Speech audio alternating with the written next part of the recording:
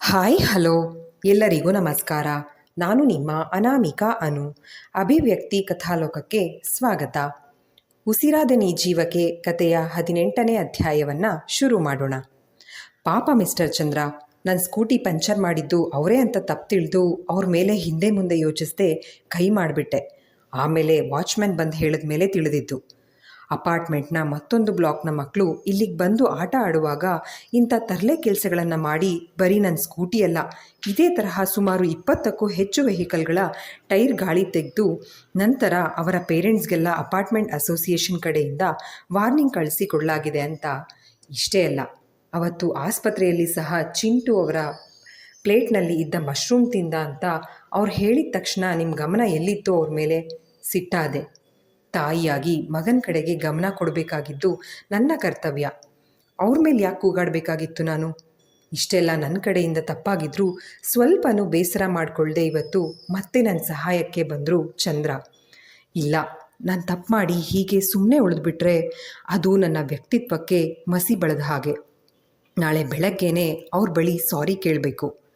ಯೋಚಿಸುತ್ತಾ ನಿದ್ದೆಗೆ ಜಾರಿದ್ದ ಆರುಷಿ ಕಿವಿಯಲ್ಲಿ, ನೀವು ಕಲೆ ಇರುವ ಚಂದ್ರ ಅಲ್ಲ, ಎಲ್ಲರ ಬಾಳಿಗೆ ಬೆಳಕಾಗಿರುವ ಸೂರ್ಯ. ಓಜಸ್ನ ಮಾತು ಕಿವಿಯಲ್ಲಿ ಮಾರ್ದನಿಸಿದಂತೆ ಆಗಿ ತುಟಿಗಳ ಮೇಲೆ ಸಣ್ಣ ನಗು ಮೂಡಿತ್ತು. ಬೆಳಿಗ್ಗೆ ಎಂದಿನಂತೆ ಎದ್ದು ತನ್ನ ನಿತ್ಯ ಕರ್ಮಗಳನ್ನು ಮುಗಿಸಿ ಸ್ನಾನದ ನಂತರ ಸಿಂಪಲ್ ಆಗಿರುವ ಆಕಾಶ ನೀಲಿ ಬಣ್ಣದ ಕಾಟನ್ ಚೂಡಿದಾರ್ ತೊಟ್ಟ ಆರುಷಿ ಅಡುಗೆ ಮನೆಗೆ ಬರೋ ಅಷ್ಟರಲ್ಲಿ ಜಲಜಾ ಅವರು ತಿಂಡಿ ತಯಾರಿಸಿ ಮಗಳ ಬಾಕ್ಸ್ ರೆಡಿ ಮಾಡಿ ಇಟ್ಟಿದ್ರು. ಆರುಷಿ ತನ್ನಮ್ಮ ಕೊಟ್ಟ ಕಾಫಿಯನ್ನು ಕುಡಿದು ಮೊಳಕೆ ಕಟ್ಟಿರುವ ಕಾಳುಗಳ ಕೋಸಂಬರಿ ತಯಾರಿಸಿ ಅದನ್ನು ಮಗನ ಸ್ನ್ಯಾಕ್ಸ್ ಬಾಕ್ಸ್ಗೆ ಹಾಕಿ ವಾಟರ್ ಬಾಟಲ್ನಲ್ಲಿ ನೀರು ತುಂಬಿಸಿ ಅವನ ಸ್ಕೂಲ್ ಬ್ಯಾಗ್ನಲ್ಲಿ ಬುಕ್ಸ್ ಪೆನ್ಸಿಲ್ ಬಾಕ್ಸ್ ಇದೆಯಾ ಅಂತ ಚೆಕ್ ಮಾಡಿದವಳು ರೂಮ್ಗೆ ಬಂದು ಚಿಂಟುನ ಎಚ್ಚರಿಸುವ ಕೆಲಸ ಮಾಡ್ತಾ ಇದ್ದರೆ ಮಗುಗೆ ಕಣ್ಣು ಬಿಡಲು ಆಗದಷ್ಟು ನಿದ್ರೆ ಬರ್ತಿತ್ತು. ಅಮ್ಮ, ಮೂನ್ ಅಂಕಲ್. ತನ್ನಮ್ಮ ಮನೆಗೆ ಹಿಂತಿರುಗಿರುವ ವಿಷಯ ತಿಳಿಯದೆ ಇನ್ನೂ ಕನವರಿಸುತ್ತಲೇ ಇದ್ದ ಮಗು ಈಗ ಸ್ವಲ್ಪ ಎಚ್ಚರವಾಗುತ್ತಲೇ ಧಡಕ್ಕನೆ ಎದ್ದು ಕೂತು ಅಮ್ಮ ಎಂದು ಕೂಗುತ್ತಾ ಅವಳ ಕೊರಳ ತಬ್ಬಿಕೊಂಡು, ಯಾವಾಗ ಬಂದೆ? ಅಮ್ಮ ಬೇಕು ಅಂತ ತುಂಬ ಅಳ್ತಾ ಇದ್ದೆ ಗೊತ್ತಾ? ಮಳೆ ತುಂಬ ಜೋರು ಸೌಂಡ್ ಮಾಡ್ತಾ ಇತ್ತು, ನನಗೆ ಭಯ ಆಯಿತು. ಒಂದೇ ಸಮನೆ ತನ್ನ ದುಃಖ ತೋಡ್ಕೊಳ್ತಾ ಇದ್ದ ಕಂದನ ಕಣ್ಣಲ್ಲಿ ನೀರು ತುಂಬಿಕೊಂಡು ಬಿಟ್ಟಿತ್ತು. ಅಮ್ಮ ಬಂದಾಯ್ತಲ್ಲ, ಈಗ್ಯಾಕೆ ಅಳೋದು ಎಂದು ಹೇಳಿ ತನ್ನ ದುಪ್ಪಟದಲ್ಲೇ ಮಗನ ಕಣ್ಣು ತೊಡೆದು ಕೆನ್ನೆಗೆ ಮುತ್ತು ಕೊಟ್ಟು ಸಮಾಧಾನಿಸಿದವಳು, ಬೇಗ ಹೋಗಿ ತಾತನ ಕೈನಲ್ಲಿ ಸ್ನಾನ ಮಾಡಿಸ್ಕೊಂಡು ಬಾ, ನಾನೇ ಯೂನಿಫಾರ್ಮ್ ಹಾಕ್ತೀನಿ ಎಂದು ಹೇಳಿದ್ರೆ ತಲೆ ಆಡಿಸಿ ಸರಿ ಎಂದ ಚಿಂಟು ತನ್ನ ತಾತನ ರೂಮಿಗೆ ಓಡಿ ಹೋದ. ಮೆಲ್ಗೆ ಚಿಂಟು ಎಂದು ಹೇಳುತ್ತಾ ತನ್ನ ಮೊಬೈಲ್ ಬಂದಿದ್ದ ಮೆಸೇಜ್ ಕಡೆಗೆ ಕಣ್ಣಾಯಿಸಿದ್ಲು. ಗುಡ್ ಮಾರ್ನಿಂಗ್ ಕ್ಯೂಟಿ, ರೆಡಿನಾ? ಚಿಂಟುನ ಮೊದಲು ಸ್ಕೂಲಿಗೆ ಡ್ರಾಪ್ ಮಾಡಿ ಅಲ್ಲಿಂದ ನಿಮ್ಮ ಆಫೀಸ್ಗೆ ಹೋಗೋಣ. ಓಜಸ್ನಿಂದ ಬಂದಿದ್ದ ಮೆಸೇಜ್ ಕಂಡವಳ ಮುಖದಲ್ಲಿ ಕಹಿ ಭಾವನೆ ಎದ್ದಿತ್ತು. ಇವ್ರ ಜೊತೆಗೆ ಈ ಸಲುಗೆ ಬೇಕಾ? ಚಂದ್ರ ಒಳ್ಳೆಯವರೇ, ಆದರೆ ಹೆಣ್ಮಕ್ಳ ವಿಷಯದಲ್ಲಿ ಸೀರಿಯಸ್ನೆಸ್ ಕಡಿಮೆ ಇವರಿಗೆ. ಅದಕ್ಕೆ ಏನೋ ಒಂದು ನೆಪ ಹೇಳಿ ಆಫೀಸ್ಗೆ ಆಟೋ ಇಲ್ಲ ಕ್ಯಾಬ್ ಬುಕ್ ಮಾಡ್ಕೊಂಡು ಹೋಗ್ತೀನಿ. ಆದರೆ ದಾರಿನಲ್ಲಿ ಮತ್ತೆ ಅವನು ಕಂಡ್ರೆ? ಚಂದ್ರ ಜೊತೆಗಿದ್ರೆ ಧೈರ್ಯ, ಹಾಗಂತ ನನ್ನ ಸ್ವಾರ್ಥಕ್ಕೆ ಇವರ ಸಹಾಯ ಪಡೆಯೋದು ತಪ್ಪಲ್ವಾ?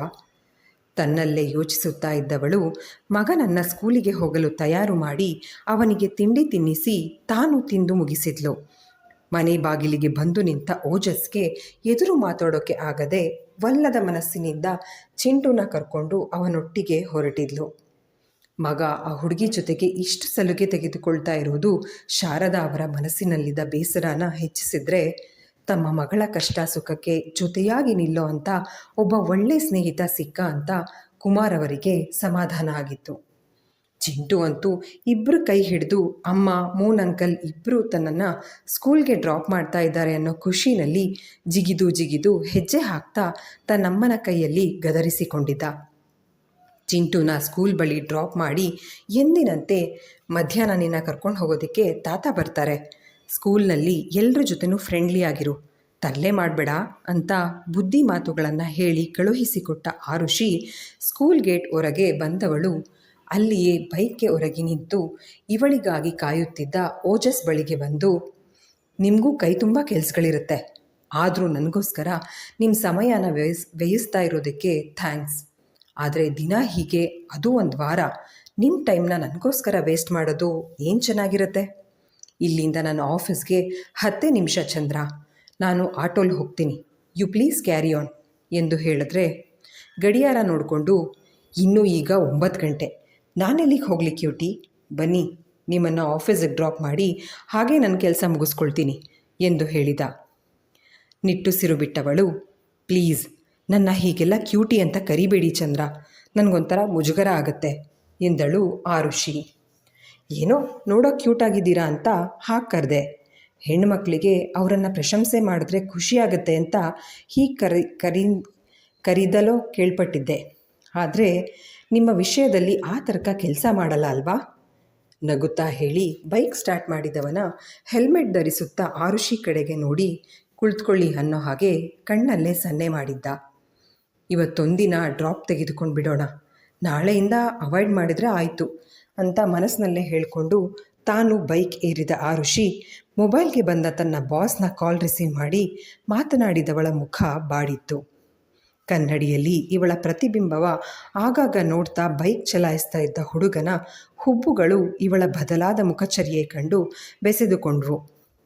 ಏನಾಯಿತು ಆರು, ಯಾರ ಜೊತೆಗೆ ಮಾತಾಡ್ತಲೇ ನಿಮ್ಮ ಮುಖದಲ್ಲಿ ಜಗಮಗಿಸುವ ಸೂರ್ಯಗ್ರಹಣ ಹಿಡಿದಂತೆ ಡಲ್ ಆಗಿಬಿಟ್ಟ ಅಂತ ಕೇಳ್ದ. ಏನಿಲ್ಲ ಚಂದ್ರ, ಕೆಲಸದ ಟೆನ್ಷನ್ ಅಷ್ಟೇ ಹೇಳಿ ಕೈಗಡಿಯಾರ ನೋಡಿಕೊಂಡು ಹೋಗ್ಲೋ ಬೇಡವೋ ಅಂತ ನಿಧಾನವಾಗಿ ಬೈಕ್ ಚಲಾಯಿಸ್ತಾ ಇರುವ ಓಜಸ್ ಮೇಲೆ ಕಿರಿಕಿರಿ ಮಾಡಿಕೊಂಡು, ಇದಕ್ಕಿಂತ ನಡ್ಕೊಂಡು ಹೋದರೆ ಆಫೀಸಿಗೆ ಬೇಗ ತಲುಪಬಹುದು ಅನಿಸುತ್ತೆ ಎಂದಳು. ಮುಸಿ ಮುಸಿ ನಗುತ್ತಾ ಓಜಸ್, ತುಂಬ ಫಾಸ್ಟಾಗಿ ಡ್ರೈವ್ ಮಾಡಿದ್ರೆ ಹಳ್ಳ ಕೊಳ್ಳ ಸಿಕ್ಕಾಗ ದಿಢೀರಂತ ಬ್ರೇಕ್ ಹಾಕಬೇಕಾಗತ್ತೆ. ಆಗ ಹಿಂದೆ ಕೂತವರು ಪೂರ್ತಿಯಾಗಿ ನನ್ನ ಮೇಲೆ ವಾಲ್ ಬಿಡ್ತಾರೆ. ಕೆಲವರು ಅರ್ಥ ಮಾಡ್ಕೊಳ್ತಾರೆ ಯಾರು, ನಮ್ಮ ಬೆಂಗಳೂರು ರೋಡ್ ಇರೋದೇ ಹೀಗೆ, ಆಗಾಗ ರಸ್ತೆಗಳ ಮೇಲೆ ಸರ್ಪ್ರೈಸ್ ಅಂತ ಗುಂಡಿಗಳು ಬಾಯಿ ಬಿಟ್ಬಿಡ್ತವೆ ಅಂತ. ಆದರೆ ಕೆಲವು ಸೂಕ್ಷ್ಮ ಮನಸ್ಥಿತಿಯ ಹುಡುಗಿರು ಅಡ್ವಾಂಟೇಜ್ ತೆಗೆದುಕೊಳ್ಳೋದಕ್ಕೆ ಅಂತ ನಾನು ಬೇಕಂತಲೇ ಸಡನ್ ಬ್ರೇಕ್ ಹಾಕಿದ್ದು ಅಂತ ತಪ್ಪು ತಿಳ್ಕೊಂಡು ಜಗಳಕ್ಕೆ ನಿಲ್ತಾರೆ. ನಿಮ್ಮ ಜೊತೆಗೆ ಅದ್ಯಾಕೋ ಜಗಳ ಆಡೋಕ್ಕೆ ಮನಸ್ಸು ಬರ್ತಿಲ್ಲ, ಅದಕ್ಕೆ ನಿಧಾನವಾಗಿ ಬೈಕ್ ಓಡಿಸ್ತಾ ಇದ್ದೀನಿ ಎಂದ. ಓಜಸ್ನ ಮಾತುಗಳನ್ನು ಕೇಳಿ ತಲೆ ಚಚ್ಚಿಕೊಳ್ಳುವಂತಾಗಿತ್ತು ಆರುಷಿಗೆ.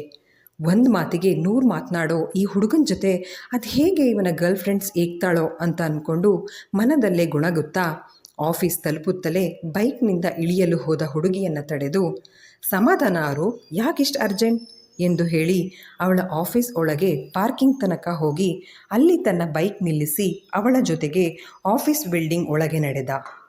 ಲಿಫ್ಟ್ನಲ್ಲಿ 2ನೇ ಮಹಡಿಯನ್ನು ಆಯ್ಕೆ ಮಾಡಿದ ಆರುಷಿ ತನ್ನ ಜೊತೆಗೆ ಆಫೀಸ್ ತನಕ ಬರುತ್ತಿರುವವನ ಕಡೆಗೆ ಅಸಮಾಧಾನದ ನೋಟ ನೆಟ್ಟು, ಆಫೀಸ್ ತನಕ ಡ್ರಾಪ್ ಮಾಡೋದು ಅಂದರೆ ಹೊರಗಡೆ ಗೇಟ್ವರೆಗೂ ಅಂದ್ಕೊಂಡೆ, ನೀವು ನೋಡಿದ್ರೆ ನನ್ನನ್ನು ನನ್ನ ಟೇಬಲ್ವರೆಗೂ ಡ್ರಾಪ್ ಮಾಡೋ ಹಾಗೆ ಕಾಣ್ತಾ ಇದ್ದೀರಾ? ಮುಖ ಸಿಂಡರಿಸಿ ಪ್ರಶ್ನೆ ಮಾಡಿದ್ಲು.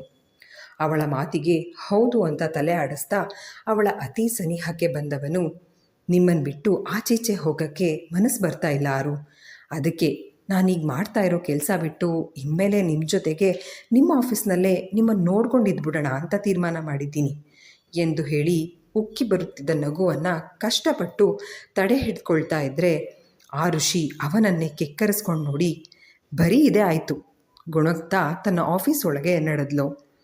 ಆಫೀಸ್ ಎಂಟ್ರೆನ್ಸ್ನಲ್ಲಿ ತನ್ನ ಕಾರ್ಡ್ ಸ್ವೈಪ್ ಮಾಡಿ ಒಳಗೆ ನಡೆದ ಆರುಷಿ ತನಗೆ ಎದುರಾದ ಬಾಸ್ಗೆ ವಿಶ್ ಮಾಡಿದ್ರೆ ಓಜಸ್ ಅವರ ಕಡೆಗೆ ಕೈ ಚಾಚಿ, ಮಿಸ್ಟರ್ ಬಾಲಸುಬ್ರಹ್ಮಣ್ಯ ರೈಟ್, ನಾನು ಓಜಸ್ ಚಂದ್ರ, ನನ್ನ ಫ್ರೆಂಡ್ ಮೊನ್ನೆ ನಿಮ್ಮ ಆಫೀಸ್ ಪಾರ್ಟಿನ ಅಟೆಂಡ್ ಮಾಡೋದಕ್ಕೆ ಕಳಿಸ್ಕೊಟ್ಟಿದ್ದ, ಬಟ್ ಅವತ್ತು ಬೇರೆ ಎಮರ್ಜೆನ್ಸಿ ಬಂದ ಕಾರಣ ನಿಮ್ಮನ್ನು ಭೇಟಿ ಆಗೋಕ್ಕೆ ಆಗಲಿಲ್ಲ. ಬೆಂಗಳೂರು ಹೊರವಲಯದಲ್ಲಿ ಇರೋ ನಿಮ್ಮ ಲ್ಯಾಂಡ್ನಲ್ಲಿ ಪಾರ್ಟಿ ಹಾಲ್ಗಳ ನಿರ್ಮಾಣದ ಕಾಮಗಾರಿ ಬಗ್ಗೆ ಮಾತಾಡೋದಿತ್ತು ಎಂದು ಹೇಳಿದಾಗ ಬಾಲಸುಬ್ರಹ್ಮಣ್ಯ ಅವರು ಓಜಸ್ ಕಂಪನಿ ಬಗ್ಗೆ, ಅವನ ಕೆಲಸಗಳ ಬಗ್ಗೆ ಒಳ್ಳೆ ಫೀಡ್ಬ್ಯಾಕ್ ಬಂದಿರೋ ಕಾರಣ ಅವನಿಗೆ ತಮ್ಮ ಕಾಮಗಾರಿ ವಹಿಸುವ ತೀರ್ಮಾನ ಮಾಡಿ ಓಜಸ್ನ ತಮ್ಮ ಕ್ಯಾಬಿನ್ಗೆ ಕರ್ಕೊಂಡು ಹೋದರು. ತನ್ನ ಕ್ಯಾಬಿನ್ಗೆ ಹೋಗಿ ಕೂತ ಆರುಷಿ ಮೆಲ್ಲಗೆ ಹಣೆ ಚಚ್ಕೊಂಡು, ಇವರು ಆಫೀಸ್ ಒಳಗೆ ಬಂದಿದ್ದು ಬಾಸ್ನ ಭೇಟಿಯಾಗಿ ಕನ್ಸ್ಟ್ರಕ್ಷನ್ ವಿಷಯ ಮಾತಾಡೋಕ್ಕೆ, ಆದರೆ ನಾನು ಎಂದಿನಂತೆ ಮತ್ತೆ ಚಂದ್ರ ಅವ್ರ ಬಗ್ಗೆ ತಪ್ಪು ತಿಳ್ಕೊಂಡ್ಬಿಟ್ಟೆ. ಯಾಕೋ ಇವ್ರ ವಿಷಯದಲ್ಲಿ ನಾನು ಪದೇ ಪದೇ ತಪ್ಪು ಮಾಡ್ತಾ ಇದ್ದೀನಿ. ಇದೇ ಲಾಸ್ಟ್, ಇನ್ಯಾವತ್ತೂ ಇವ್ರ ಬಗ್ಗೆ ತಪ್ಪಾಗಿ ಜಡ್ಜ್ ಮಾಡಬಾರ್ದು. ಮನಸ್ಸಿನಲ್ಲೇ ಹೇಳಿಕೊಂಡು ಯಾವುದೋ ಪೇಮೆಂಟ್ಸ್ ಬಾಕಿ ಇರೋ ಫೈಲ್ ಕಡೆ ಗಮನ ಹರಿಸ್ಬೇಕು. ಅಷ್ಟರಲ್ಲಿ ಬಾಸ್ನಿಂದ ಕರೆ ಬಂದಿತ್ತು. ಅವರ ಕ್ಯಾಬಿನ್ಗೆ ಹೋಗಿ ನಿಲ್ಲುತ್ತಲೇ, ಆರುಷಿ, ಇವರು ಮಿಸ್ಟರ್ ಓಜಸ್ ಚಂದ್ರ. ಹೋ, ಅವತ್ತು ಪಾರ್ಟಿನಲ್ಲಿ ನಿಮ್ಮಿಬ್ಬರ ಭೇಟಿ ಆಗಿತ್ತಲ್ಲ. ಆದರೆ ಚಿಂಟು ಅನಾರೋಗ್ಯದ ಕಾರಣ ಅವತ್ತು ಕೆಲಸದ ಬಗ್ಗೆ ನೀವಿಬ್ಬರು ಡಿಸ್ಕಸ್ ಮಾಡಿಲ್ಲ ಅಂತ ಕಾಣುತ್ತೆ. ನೀನು ಈ ಹಿಂದೆ ಪಾರ್ಟಿ ಹಾಲ್ಗಳ ಕಟ್ಟಡದ ನಿರ್ಮಾಣದ ಬಗ್ಗೆ ಐಡಿಯಾ ಕೊಟ್ಟಿದ್ಯಲ್ಲ, ಅದರ ಕಾಮಗಾರಿಯನ್ನು ಇವರ ಕಂಪ್ನಿಗೆ ವಹಿಸ್ತಾ ಇದ್ದೀನಿ. ನಾಳೆ ಬಿಡುವು ಮಾಡಿಕೊಂಡು ಆಫೀಸ್ ಕಾರ್ನಲ್ಲೇ ಇವ್ರನ್ನ ಕರ್ಕೊಂಡು ಹೋಗಿ ಸೈಟ್ ತೋರಿಸ್ಕೊಂಡು ಬಾ.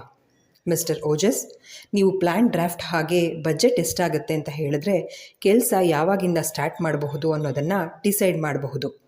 ಹಾಗೆ ಇನ್ಮೇಲೆ ಏನೇ ವಿಷಯ ಇದ್ದರೂ ನೀವು ಡೈರೆಕ್ಟಾಗಿ ಆರುಷಿಯವರನ್ನೇ ಕಾಂಟ್ಯಾಕ್ಟ್ ಮಾಡಿದ್ರೆ ಆಗುತ್ತೆ ಎಂದು ಹೇಳಿ ಅವನ ಕೈ ಕುಲುಕಿ ಕಳುಹಿಸಿಕೊಟ್ರು. ಬಾಸ್ ಕ್ಯಾಬಿನ್ ಹೊರಗೆ ಬಂದ ಆರುಷಿ ಓಜಸ್ನ ತನ್ನ ಕ್ಯಾಬಿನ್ಗೆ ಕರ್ಕೊಂಡು ಹೋಗಿ ಅವನಿಗೆ ತನ್ನೆದುರಿಗೆ ಇರುವ ಕುರ್ಚಿನಲ್ಲಿ ಕೂತ್ಕೊಳ್ಳೋದಕ್ಕೆ ತಿಳಿಸಿ, ಬಾಸ್ ಅಂದು ಹರಾಜಿನಲ್ಲಿ ಖರೀದಿ ಮಾಡಿದ್ದ ಸೈಟ್ ಡಾಕ್ಯುಮೆಂಟ್ಸ್ನ ನೆರಳಚ್ಚು ಪ್ರತಿಯನ್ನು ಕೊಟ್ಟು, ನಿಮಗೆ ಆ ಏರಿಯಾ ಪರಿಚಯ ಇದೆಯಲ್ವಾ ಎಂದು ಕೇಳಿದ್ಲು. ಈಗಾಗಲೇ ನಮ್ಮ ಕಂಪ್ನಿ ಕಡೆಯಿಂದ ಅಲ್ಲೊಂದು ಸ್ಟಾರ್ ಹೋಟೆಲ್ ನಿರ್ಮಾಣ ಕಾಮಗಾರಿ ಚಾಲ್ತಿಯಲ್ಲಿದೆ. ವಾರಕ್ಕೆ 2 ಅಥವಾ 3 ದಿನ ಅಲ್ಲಿಗೆ ಹೋಗಿ ಬರ್ತೀನಿ. ಒಮ್ಮೆ ನಿಮ್ಮನ್ನು ಅಲ್ಲಿ ನೋಡಿದ ನೆನಪು ಹೇಳಿ ಮೆಲ್ಲಗೆ ತನ್ನ ಕೆನ್ನೆ ಸವರಿಕೊಂಡ. ಆರುಷಿ ಅಂದು ಸೈಟ್ ಕೆಲಸಕ್ಕಾಗಿ ಹೊರಟಿದ್ದಿನಾನೇ ಅಲ್ಲವೇ ಕೋಪ ಮಾಡಿಕೊಂಡು ಓಜಸ್ ಮೇಲೆ ಕೈ ಮಾಡಿದ್ದು. ಅಂದು ಮಾಡಿದ ತಪ್ಪಿಗೆ ಇಂದಿನವರೆಗೂ ಪಶ್ಚಾತ್ತಾಪ ಪಡ್ತಾ ಇದ್ಲು.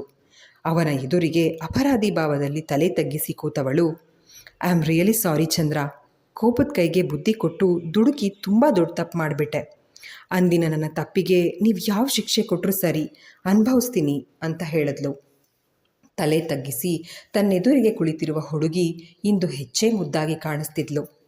ಇದೆಂಥ ಆಕರ್ಷಣೆ ಇವರೆಡೆಗೆ ತನ್ನಲ್ಲೇ ಹೇಳಿಕೊಂಡು ದೀರ್ಘ ಉಸಿರನ್ನು ಹೊರದಬ್ಬಿದವನು ಟೇಬಲ್ ಮೇಲಿದ್ದ ಪೇಪರ್ಸ್ನ ತಗೊಂಡು ಅಲ್ಲಿಂದ ಎದ್ದು ನಿಂತ.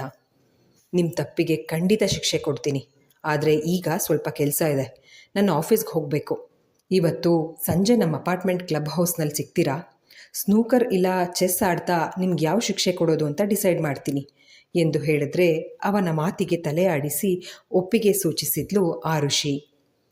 ಮಧ್ಯಾಹ್ನ 1 ಗಂಟೆಗೆ ತನ್ನನ್ನು ಪಿಕ್ ಮಾಡಲು ಬಂದಿದ್ದ ತಾತನ ಜೊತೆಗೆ ಮನೆಯತ್ತ ಹೆಜ್ಜೆ ಹಾಕ್ತಾ ಇದ್ದ ಚಿಂಟು ಇವತ್ತು ಬಹಳಾನೇ ಖುಷಿಯಾಗಿದ್ದ. ತಾತ, ಅಮ್ಮ ಆಫೀಸ್ ಅಲ್ಲಿದೆಯಾ ಎಂದು ಕೇಳಿದ.